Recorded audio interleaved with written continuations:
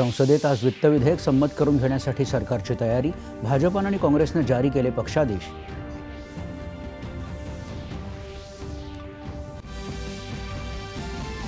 राज्य शासनाचा प्रतिष्ठित महाराष्ट्र भूषण पुरस्कार ज्येष्ठ शिल्पकार राम सुतार यांना जाहीर. मुख्यमंत्र्यांची विधानसभेत घोषणा.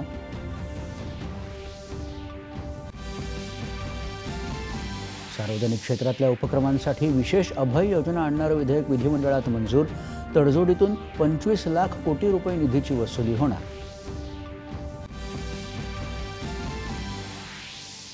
वारंवार गोहत्या आणि गोतस्करी प्रकरणात सापडणाऱ्या आरोपींविरोधात यापुढे मकोका अंतर्गत कारवाई केली जाणार. मुख्यमंत्री. माथाडी कामगारांसंदर्भातल्या कायद्यात काळानुरूप बदल करणारं विधेयक विधान परिषदेत मंजूर. माथाडी कामगारांना मिळणार सामाजिक सुरक्षा योजनांचा लाभ. छत्तीसगडमध्ये बिजापूर आणि कांकेर परिसरात झालेल्या चकमकीत 30 नक्षलवादी ठार, 1 जवान शहीद.